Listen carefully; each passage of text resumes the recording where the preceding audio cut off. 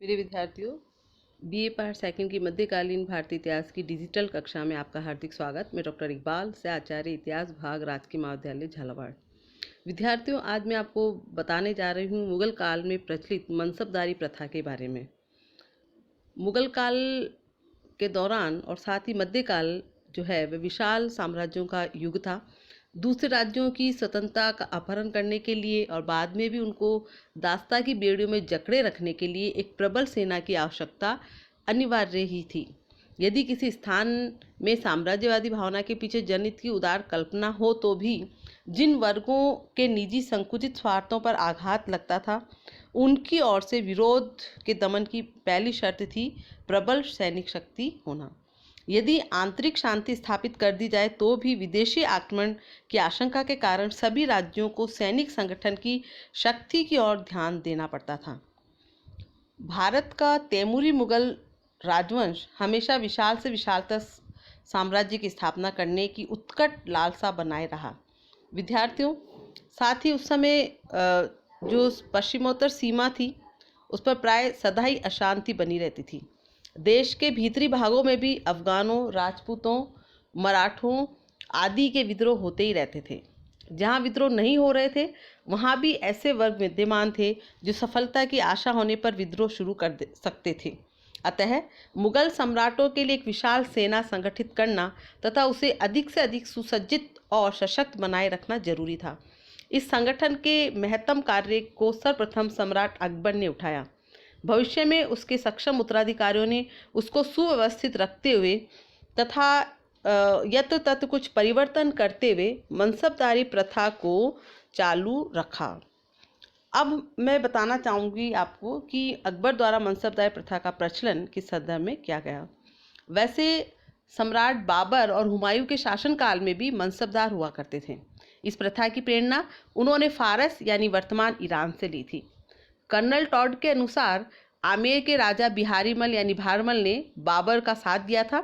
उसने हुमायूं से आमेर के शासक के रूप में 5000 का मनसब ग्रहण किया था। फिर मनसबदारी प्रथा शेरशाह के शासनकाल में भी प्रचलित रही। इस प्रकार अकबर के पूर्ववर्ती यानी पहले के शासनकालों में भी मनसबदारी पद्धति के अस्तित्व का संकेत हमें मिलता है। ऐसा प्रतीत होता है कि अकबर के पहले तो मनसबदारी प्रणाली का प्रारंभिक और अव्यवस्थित रूप यानी स्वरूप विद्यमान था, किंतु इस प्रथा को विधिवत एवं समुचित ढंग से संगठित, व्यवस्थित और विकसित करने का श्रेय निश्चय ही महान अकबर को ही है। अकबर द्वारा सैनिक सत्ता के केंद्रीकरण का मुख्य उद्देश्य उच्च सैनिक अधिकारियों को अनुशासित करना था। Doctor A.L. श्रीवास्तव के अनुसार तत्कालीन स्थिति का भली प्रकार निरीक्षण करने के बाद अकबर की ये निश्चित धारणा बन गई कि जब तक उच्च सैनिक अधिकारियों को अंकुश में रखकर संपूर्ण सैनिक सत्ता को अपने हाथ में नहीं लिया जाएगा, तब तक सैन्य विभाग में व्याप्त भ्रष्टाचार दूर नहीं होगा। ऐसा होने पर ही सेना संबंधी समस्याओं से मुक्ति मिल पाएगी। इस विचारधारा का सुपरिणाम मनसबदारी प्रणाली के रूप में सामने आया। अब हम बात करेंगे कि मनसब शब्द का अर्थ क्या है। शाब्दिक दृष्टि से मनसब एक अरबी शब्द है जिसका अर्थ है स्थान निश्चित करना। मनसब का अर्थ कोई पदवी या पद संख्या नहीं है, बल्कि इससे मुगल प्रशासनिक सेवा में किसी अमीर की पद स्थिति का बोध होता है। Doctor A.L. श्रीवास्तव के अनुसार मनसब शब्द से स्थान और पद का अर्थ निकलता है, इसलिए मनसब शाही सेना के अंतर्गत उच्च पद प्राप्त अधिकारी होते थे। इस प्रकार मुगल प्रशासन में सरकारी कर्मचारियों और अधिकारियों के पद तथा वेतन का निश्चय और शासन तथा दरबार में उनकी श्रेणी एवं सम्मान का निश्चय उनको प्रदत्त मनसब से यानी उनको दिए गए मनसब से किया जाता था। मुगल प्रशासन में शामिल होने के लिए मनसबदारी संवर्ग में चयनित होना अनिवार्य था। मनसब में चयन के लिए बादशाह के प्रति आस्था एवं कार्य योग्यता का नियम बनाया गया था और मनसबदारों के चयन प्रक्रिया में मीर बख्शी की महत्वपूर्ण भूमिका थी। इसके द्वारा इस सेवा में आने वाले व्यक्तियों की वंशावली एवं योग्यता की जांच की जाती थी, लेकिन इस संवर्ग में यानी इस कैटेगरी में चयनित करने का अंतिम निर्णय बादशाह का ही होता था और मनसबदारी सेवा में चयनित व्यक्ति को उसकी योग्यता के अनुसार जात एवं सवार का आवंटन किया जाता था। मनसबदारी प्रथा या मनसबदारी व्यवस्था का उद्देश्य की अगर हम बात करें तो उसके उद्देश्य यह था कि सेना के अधिकारियों के क्रमानुसार पद व्यवस्था स्थापित कर दी जाए, साथ ही अधिकारियों को उनके मनसब प्रदान कर उन्हें मनसबदार बना दिया जाए। मनसबदारों की अब मैं बात करना चाहूँगी मनसबदारों की नियुक्ति और उनके वर्गीकरण के बारे में। अकबर के राज्यकाल में मनसबदारों को बादशाह सीधे नियुक्त करते थे, पदोन्नति देते थे, उन्हें मुअत्तल करते थे अथवा उनसे पद से हटाया करते थे। इतिहासकार अबुल फजल ने लिखा है कि सम्राट स्वयं देमाशी से दह यानी 10 हजारी तक मनसबदारों को स्वयं नियुक्त करता था। उनमें से 5,000 से ऊपर के मनसबदार या तो उसके प्रतिष्ठित पुत्र होते थे अथवा उच्च श्रेणी के उमराव। मनसब का पद पैतृक नहीं था। राज्य के किसी खास सेवा के अधिकारी उसी सेवा में बराबर रहकर विशेषज्ञता प्राप्त करे, ऐसी बात नहीं थी। किसी भी क्षण किसी अफसर को बिल्कुल नया कार्य दिया जा सकता था। सम्राट अकबर को उचित व्यक्ति को उचित पद के लिए चुनने की अद्भुत योग्यता थी और इसी योग्यता ने इस प्रणाली के दोषों को रोके रखा, क्योंकि अकबर जो है सही व्यक्ति को सही पद के लिए चुन सकता था। किंतु आगे चलकर यानी जो अकबर के उत्तराधिकारी थे, उन शासकों के व्यक्तित्व के बदलने के साथ इस प्रणाली का ह्रास भी होता चला गया, यानी उसमें जो है गिरावट भी आती चली गई। सर वुल्जले हैक के अनुसार अकबर की मंशा यह थी कि हर मनसबदार सबसे नीचे के मनसब से सेवा शुरू करे और फिर अपनी योग्यता अनुसार उन्नति करता जाए, पर उसकी ये मंशा पूरी नहीं हुई। अब मैं आपको बताना चाहूँगी मनसबदारों की भर्ती किस प्रकार होती थी, उनको वेतन क्या दिया जाता था तथा उनकी पदोन्नति के क्या नियम थे। मनसबदारों की भर्ती या पदोन्नति के लिए कोई निश्चित नियम नहीं थे। सब कुछ बादशाह अकबर की इच्छा पर निर्भर था। इतिहासकारों ने लिखा है कि मनसबदारों का चयन योग्यता के आधार पर बिना किसी जाति या धर्म के भेदभाव के होता था, परंतु ऐसा प्रतीत होता है कि चयन में सिफारिशों का प्रभाव भी रहता था। सरकारी नौकरी के उम्मीदवार को किसी मुगल सरदार के मार्फत मीर बख्शी के पास स्वयं को पहुंचाना होता था। मीर बख्शी उचित समय पर उसे बादशाह के सामने प्रस्तुत करके उसकी योग्यता इत्यादि बताता था। उसके बाद बादशाह अपने वजीर और मीर बख्शी से सलाह करके उचित समझे तो उस व्यक्ति को योग्यता अनुसार मनसब प्रदान करता था। पदोन्नति बादशाह की मर्जी पर निर्भर थी और किसी भी शुभ अवसर पर की जा सकती थी। बादशाह की इच्छा होने पर मनसबदारों को स्थानांतरित किया जा सकता था। मनसबदारी आनुवंशिक नहीं होती थी, यानी इसका मतलब ये है विद्यार्थियों कि मनसबदारी का जो पद है या मनसबदार जो है उसका पुत्र मनसबदार नहीं होता था।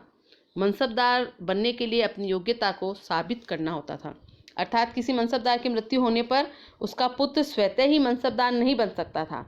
किसी भी मनसबदार की मृत्यु होने पर उसकी सारी संपत्ति पर राज्य का अधिकार हो जाता था। इसीलिए डॉक्टर रायचौधरी के अनुसार मुगल सरकार के अफसर अपना वेतन दो प्रकार से पाते थे, यानी वेतन की जो हम बात करें तो वेतन 2 प्रकार से मनसबदारों को दिया जाता था। या तो वह राज्य से नकद के रूप में पाते थे अथवा कभी कभी उन्हें कुछ समय के लिए जागीरें दे दी जाती थी, परंतु उन्हें अपनी जागीरों में भूमि पर किसी प्रकार का अधिकार नहीं दिया जाता था। वे केवल निर्दिष्ट इलाकों यानी तय इलाकों से अपने वेतन के बराबर भूमि राजस्व वसूल कर उसका उपभोग कर सकते थे। अब हम बात करते हैं कि मनसब पद की दृष्टि से क्या था। राज्य प्रशासन में यह आवश्यक नहीं था कि किसी उच्च मनसब प्राप्त व्यक्ति को उसके मनसब के अनुरूप ही ऊंचे पद पर रखा जाए। राजा मानसिंह को वैसे तो 7,000 का मनसब प्राप्त था, किंतु उन्हें कभी भी दरबार में मंत्री पद प्राप्त नहीं हुआ, जबकि तत्कालीन मंत्रियों के मनसब राजा मानसिंह के मनसब से कम थे। अबुल फजल का शाही सेना के सेनापतियों की अपेक्षा बहुत ही कम मनसब था। डॉक्टर जदुनाथ सरकार के अनुसार अकबर के शासनकाल में सेवाएं प्रबंध सेवाएं अथवा सैनिक सेवाओं के रूप में विभाजित नहीं होती थी, यानी जो सर्विसेज हैं वो प्रबंध यानी एडमिनिस्ट्रेशन सर्विसेज अथवा जो है सैनिक सेवाओं में के रूप में विभाजित नहीं थी, दोनों ही कॉमन थी। आवश्यकता पड़ने पर किसी भी मनसबदार को किसी भी सेवा कार्य के लिए बुलाया जा सकता था। संभवतः काजी और सदर को छोड़कर सभी शाही अधिकारी मनसबदारी प्रथा के सदस्य थे और अपने मनसब के अनुरूप कुछ संख्या में उन्हें सैनिक रखने पड़ते थे। मुगल सम्राट के अधीन राजा नवाब भी जो अर्ध स्वतंत्र रियासतों के शासक थे वे मनसबदार बना दिए जाते थे, अर्थात उन्हें भी जो है मनसब दिया जाता था। उन्हें भी अपने मनसब के अनुपात में एक निश्चित संख्या में सैनिक रखने पड़ते थे जिनका उन्हें निर्धारित समय पर निरीक्षण कराना पड़ता था। अब हम बात करेंगे कि मनसबदारी जो प्रणाली है अकबर के काल की, उसकी प्रमुख विशेषताएं क्या थीं। सर्वप्रथम, सैनिक और असैनिक प्रशासन में मनसबदार। मुगल साम्राज्य के प्रत्येक अफसर को, चाहे वे सैनिक विभाग का हो, असैनिक विभाग का हो, प्रांतीय शासन में हो या केंद्रीय शासन में के अंतर्गत राजकीय सेवाओं में एक मनसबदार के रूप में भर्ती किया जाता था। सरकारी कर्मचारी पहले सैनिक माना जाता था, सेना में उसकी का एक पद होता था और आवश्यकता पड़ने पर उसे सैनिक सेवाएं अर्पित करनी पड़ती थी। बीरबल जैसे विदूषक और टोडरमल जैसे वित्त मंत्री को, अबुल फजल जैसे विद्वान और अब्दुल समद जैसे चित्रकार को भी सैन्य संचालन का भार संभालना पड़ा था। दूसरा जो बिंदु है वह है विशेषता है असैनिक विभागों के कर्मचारियों का वेतन में स्थान। मनसबदारी प्रथा में वेतन क्रम में 100 रुपये पाने वाला अधिकारी 10 का मनसबदार माना जाता था। असैनिक विभाग में अनेक ऐसे अधिकारी और कर्मचारी थे जो मनसबदार तो थे किंतु जिनके पास निश्चित संख्या में सैनिक या घोड़े नहीं थे। तीसरी विशेषता थी मनसबदारों की श्रेणियां। मनसबदार का निम्नतम दर्जा 10 का था और सर्वोच्च दर्जा 10,000 का था। इन मनसबदारों को निम्नानुसार श्रेणीबद्ध किया गया था। मनसबदार जो 20 से 400 तक के मनसब वालों को कहा जाता था। उमरा 500 से 2500 दर्जे तक के मनसबदारों को उमरा कहा जाता था। उमराव ए अकबर 3000 और इससे ऊपर के मनसबदारों को उमरा ए अकबर कहा जाता था। अमीर उल उमरा यानी सर्वोच्च मनसब वाले अमीर उल उमरा कहे जाते थे। और आईने अकबरी में जो है मनसबदारों की मोटे तौर पर 3 श्रेणियां बताई गई हैं, अमीर ए उमरा, अमीर व मनसबदार। और ये लगभग वर्तमान नौकरशाही की केंद्रीय, प्रांतीय व जिला संवर्ग यानी कैटेगरी के समान मानी जा सकती है। मनसबदारों की कुल 66 प्रकार की श्रेणियां उल्लेखित हैं, हालांकि व्यवहार में कुल 33 श्रेणियों का ही प्रयोग होता था। और इसी संदर्भ में एक अन्य विशेषता है, आगे चौथी विशेषता है मनसबदारों के सैनिकों के लिए हुलिया तथा घोड़ों के लिए दाग प्रथा की अनिवार्यता। मुगल काल में मनसबदारों को अपने सैनिकों को भर्ती करने की पूरी स्वतंत्रता थी। साधारणतया ये सैनिक उन्हीं की जाति अथवा वंश या फिरके विशेष के होते थे। मनसबदारों में अधिकतर मुगल, तुर्क, ईरानी व अफगानी, मुसलमान तथा भारतीय राजपूत थे। सैनिकों के लिए हुलिया तथा उनके घोड़ों के लिए दाग अनिवार्य था। हुलिये का मतलब ये है कि सैनिक, क्योंकि उस समय फोटोग्राफी का विकास नहीं हुआ था, आविष्कार नहीं हुआ था, तो ऐसी स्थिति में जो चित्रकार होते थे अच्छे, वो उस सैनिक विशेष का हुलिया जो है एक नोट करते थे एक रजिस्टर में, ताकि दूसरा जो मनसबदार है वो निरीक्षण के समय उसको अपनी समूह में नहीं दिखा सके। इसको चेहरा कहा जाता था। और डॉक्टर और साथ ही जो दाग प्रथा है, वो जो घोड़ा है उसके ऊपर एक निशान लगाया दिया जाता था ताकि सैनिक व्यवस्था में व्याप्त भ्रष्टाचार को रोका जा सके और मनसबदार, अलग अलग मनसबदार एक ही घोड़े को अपने न बता सकें। Doctor A.L. श्रीवास्तव कहते हैं कि प्रथम निरीक्षण के समय मनसबदार के अंतर्गत कितने सैनिक और घोड़े इत्यादि हैं, इनकी वर्णनात्मक सूची तैयार की जाती थी। प्रत्येक घोड़े पर 2 निशान होते थे, एक सरकारी निशान जो सीधे पुट्ठे पर लगाया जाता था और मनसबदार का निशान बाएं पुट्ठे पर लगाया जाता था। प्रत्येक मनसबदार को एक निर्धारित अवधि पर निरीक्षण कराना होता था। ये निरीक्षण कभी तो हर वर्ष होता था या फिर हर तीसरे वर्ष होता था।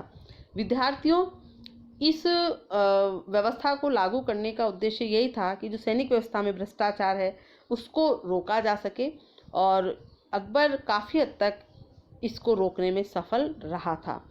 अब आगे की जो चीज़ें हैं कि जात और सवार का अर्थ क्या है, मनसबदारी प्रथा के दोष और उनका निराकरण किस प्रकार किया गया, और अंत में मनसबदारी प्रणाली का मूल्यांकन, वह जो है मैं अपने अगले वीडियो में करूँगी। आपका सुझाव क्या है, आपको कैसा समझ में आ रहा है, इससे अवगत कराएं। धन्यवाद।